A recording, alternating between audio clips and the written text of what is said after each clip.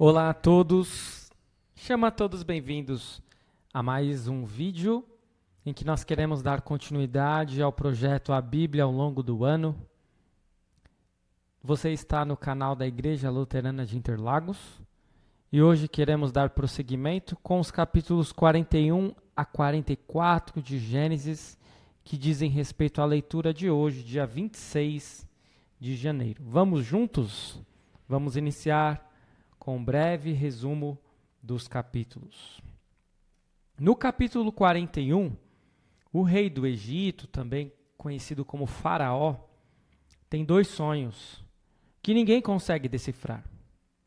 Ele vê 7 vacas magras e feias devorando 7 vacas gordas e bonitas, e vê também 7 espigas de milho feias e secas devorando 7 espigas de milho bonitas e cheias. Então, o copeiro fica sabendo e se lembra de José. Havia passado 2 anos desde que José tinha decifrado o sonho do copeiro e ele havia saído da prisão. E ele não se lembrou de José.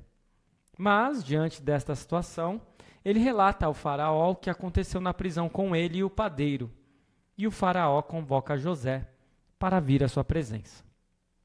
José faz a barba e vai se apresentar ao palácio do faraó.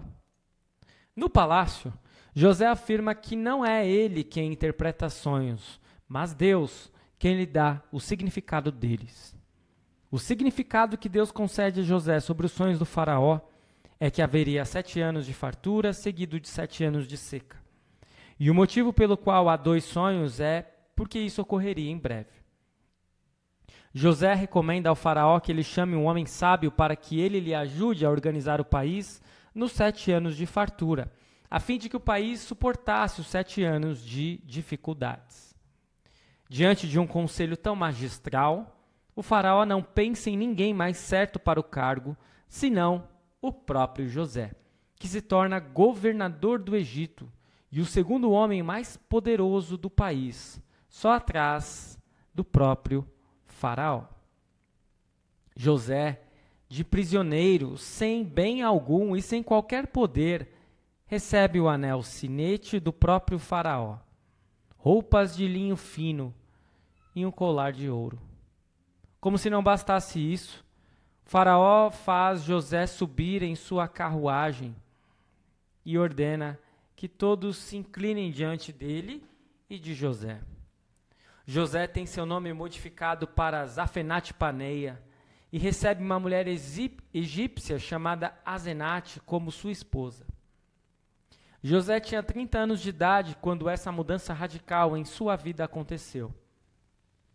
Antes de chegar os tempos de fome, os 2 filhos de José, Manassés e Efraim, nasceram. E assim como José recomendou, aconteceu. Durante os 7 anos de fartura, houve estoque de todos os cereais em celeiros e o Egito se preparou. Quando chegaram os 7 anos de seca, todas as nações vizinhas sofreram e vinham até o Egito suplicar por ajuda. Afinal, somente o Egito estava em situação confortável devido ao governo de José. Chegamos então ao capítulo 42. Você se lembra que em Gênesis 37:19, os irmãos de José disseram: "Lá vem o grande sonhador"? E na sequência eles venderiam seu irmão por inveja e ciúmes? Gênesis 42 inicia com o relato de que José está testemunhando exatamente aquilo que sonhou. Seus irmãos estão ao seu redor e se prostram diante dele para pedir comida. Claro que eles não o reconhecem, afinal José está muito mudado em sua aparência e vestimentas. Além do que, eles jamais imaginariam que José poderia estar diante deles como o segundo homem mais importante do Egito. José resolve fazer algo diferente com eles. Quando ele os reconhece, ele se emociona, mas não deixa que eles percebam e os testa. Como eles não levaram Benjamim, o seu único irmão, da parte de mãe e pai, José resolve dizer que eles são espiões e que só acreditará neles quando eles retornarem com Benjamim. Para tanto, Simeão fica prisioneiro como garantia do retorno de seus irmãos.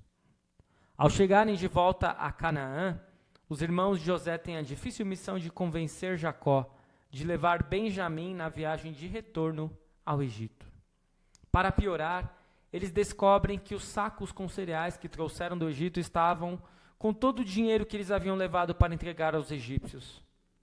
Jacó reluta com a ideia de que Benjamim vá ao Egito, e o filho mais velho, Ruben, resolve se responsabilizar por ele, dando como garantia a Jacó os seus próprios filhos. Ainda assim, no capítulo 42, Jacó não é convencido sobre a ida de Benjamim ir ao Egito. Então chegamos ao capítulo 43, que inicia demonstrando que a fome continuava gravíssima na terra, ao ponto da primeira leva de cereais trazida do Egito ter acabado. Por isso é chegada a hora de recorrer mais uma vez ao Egito. No entanto, os filhos de Jacó lhe alertam que de nada adiantará retornarem ao Egito sem Benjamim. E desta vez Judá se compromete a se responsabilizar pelo retorno de Benjamim. Diante de tamanha necessidade, Jacó decide concordar com o retorno de seus filhos ao Egito, junto com Benjamim, mas ordena que eles levem presentes aos egípcios e todo o dinheiro que eles haviam levado da outra vez em dobro. Quando chegam ao Egito, os irmãos de José têm uma recepção bem diferente da primeira vez. Eles são levados para se hospedarem na casa de José e são convidados a participarem de um banquete. Os irmãos de José tremem de medo e desconfiam que há algo de errado.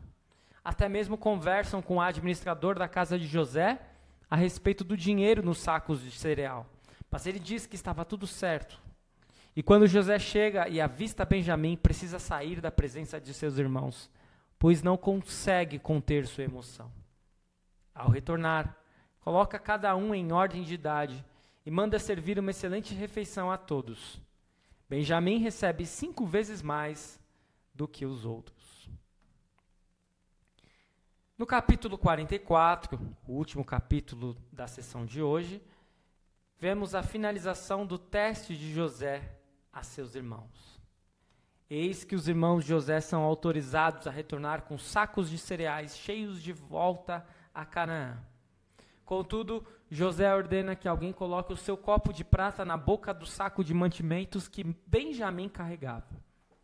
Quando eles já estão a caminho de volta, eis que são parados pelo administrador da casa de José, que os alcançou e lançou sobre eles a acusação de furto do copo de José.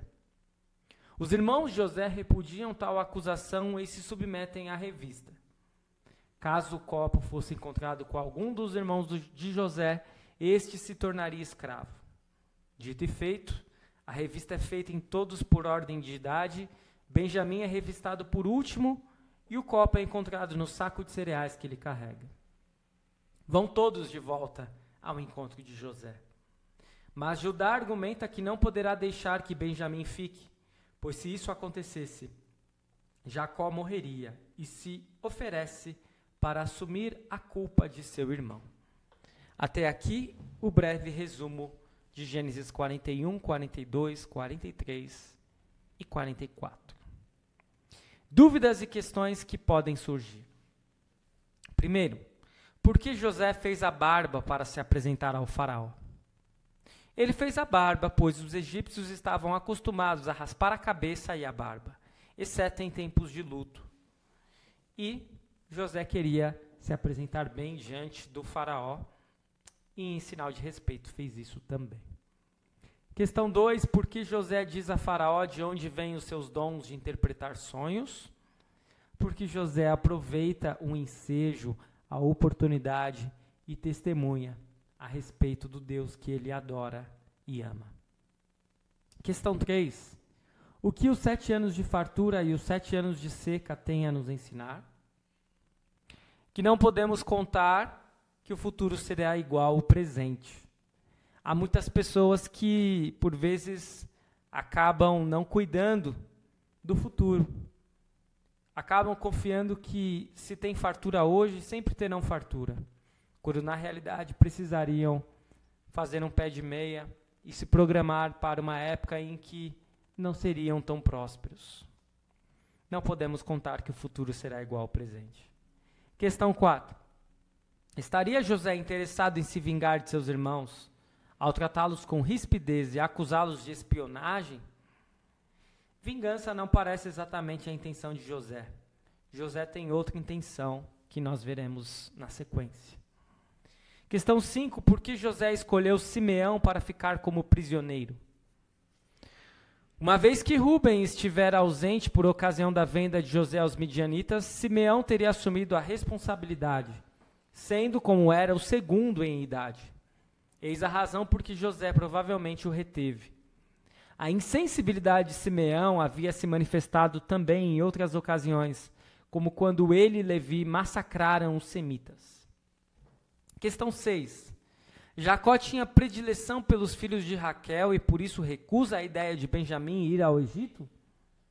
Sim, é muito provável que exatamente isso tenha ocorrido, além de Benjamim ser o caçulo mais novo, por isso aquele que recebe maior proteção. Questão 7. Volta e meia os patriarcas, Abraão, Isaque, Jacó e também José, terão alguma espécie de relação com o Egito. Por que isso ocorre? O Egito possui o Nilo e acaba sendo um local de prosperidade e alimento, em uma região árida e que muitas vezes padece com problemas de seca. Por isso os povos ao redor do Egito vão até o Egito, a fim de sobreviverem. Questão 8. No banquete não há somente uma separação por idade, mas também entre egípcios e hebreus. Por que esta separação ocorre? Os egípcios consideravam os hebreus inferiores e não costumavam se misturar a eles, somente por isso. 9. Por que para José foi tão importante aplicar esse teste a seus irmãos? Será que Deus pensa do mesmo modo? E assim nós percebemos que José, ele não é um carrasco, ele não quer o mal de seus irmãos, mas ele intenciona testá-los sim, a fim de saber se eles haviam mudado desde que o venderam a mercadores ismaelitas. Questão 10. O que chama a atenção na atitude de Judá? Apesar de todos os defeitos, Judá faz aquilo que é correto e deseja tomar o lugar de Benjamim. Quando Benjamim é descoberto, o copo de prata do governador José está em seu saco, Judá se coloca entre eles e assume a bronca. Essas as questões. Passamos para a parte final, aspectos teológicos. Os capítulos 41 a 44 de Gênesis demonstram como Deus pode modificar completamente a história de alguém.